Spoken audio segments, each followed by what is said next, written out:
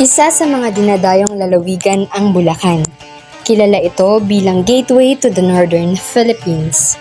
Dinadayo ito ng mga turista dahil sa dami ng mga lugar na maaaring pasyalan. Una na sa listahan ang Our Lady of Mount Carmel Parish o mas kilala sa tawag na Baraswain Church. Magandang buhay! Ako si Riza Riza Oray at hayaan niyo ako ipakilala ang isa sa pinakasikat na simbahan dito sa Bulacan, Baraswain Church.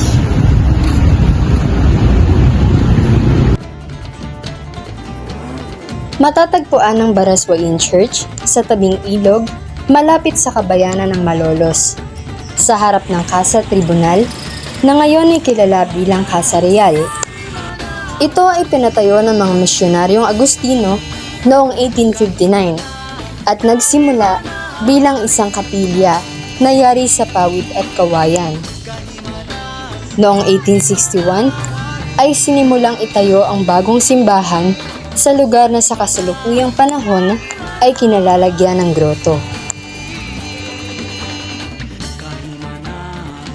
Ang Nuestra Señora del Carmen ang pinakasi ng simbahan ng Baraswain.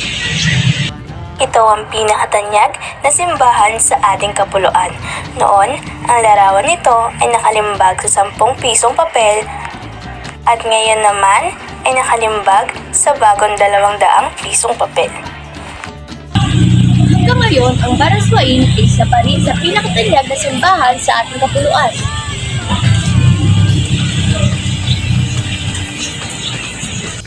Alam niyo ba na ang salitang Baraswain ay nagmula sa katagang Baras ng Suwail o Dungeon of Defiant? Ito ay dahil tinutukoy ng mga Kastilang mananakop ang lugar na ito bilang bayan ng mga Suwail o mga revolusyonaryo. Sa loob ng simbahan, ginanap ang sesyon ng unang Kongreso Filipino noong 15 ng Setyembre, taong 1878.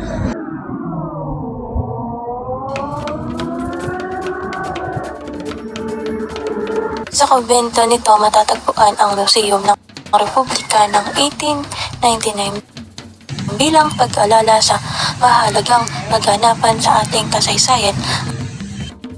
At ang ang kasaysayang simbahan ng Baraswain ay binubuo ng dalawang sakto. Yun ay ang simbahan at ang kumbento.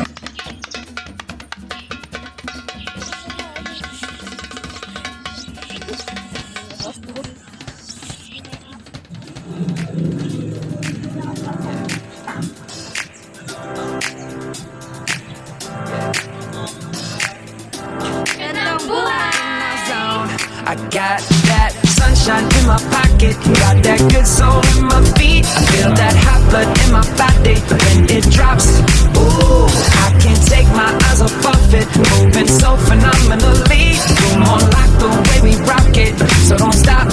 And under the lights, when everything goes, nowhere to hide when I'm getting you close. When we move, well, you already know. So just imagine.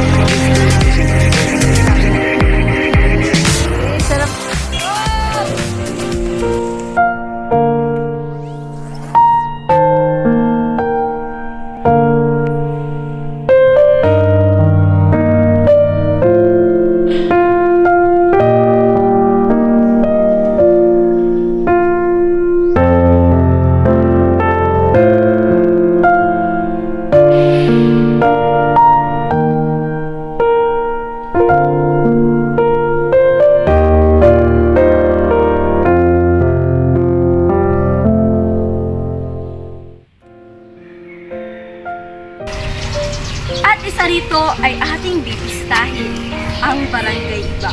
Mula sa 26 na barangay dito sa Hagonoy, isa ang iba sa mga kinikilalang barangay dito sa ating bayan.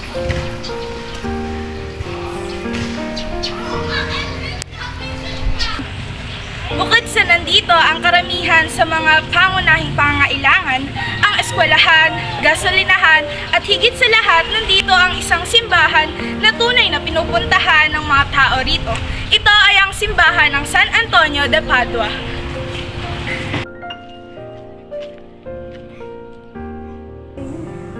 ika-26 ng Abril, taong 1937, itinatag ang parokya ng San Antonio de Padua.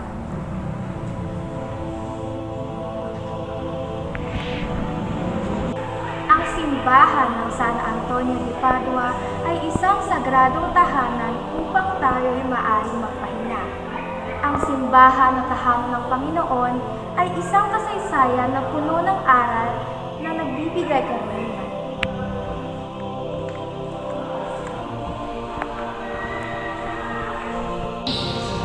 Ang sagradong tahanan ng Diyos ay isang pagamutan na nagbibigay lunas hindi lamang sa mga pisikal na karamdaman, maging sa espiritual.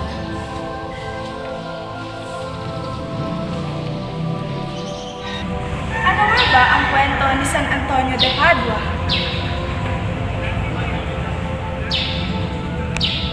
The Miracle of Saint Sacrament of Asno and Eve. Isang ereyang sumubo kay Apo Tonyo na kung mapapayuko niya ang kanyang alagang asno, siya ay naniniwala na si Kristo ang nasa loob ng Santissimo Sacramento. Kanilang ginutong ng ilang araw ang asno. Noong ikatlong araw, sila ay nagkatipon-tipon. Pagkatapos ng pagdiriwang ng banal na misa, inilabas si San Antonio ang Santissimo Sacramento. Sinabi ni San Antonio sa asno, halika at magpatira. Sa likha sa'yo, sumunod ang asno at ito'y yumuko at tungkol sa harap ng Santissimo Sacramento. Ito ay nasaksihan ng may-ari at iba pang naroon. Sila ay naniwala at nagbalik loob.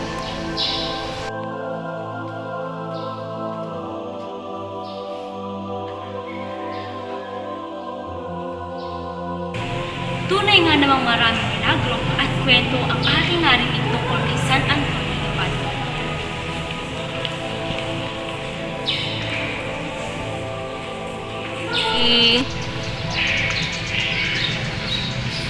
Kaya hindi makakaila na ito ay pinupuntahan upang pagnilayan ng bawat isa sa atin. Hoy! Food trip na! Talaga ba? Tara!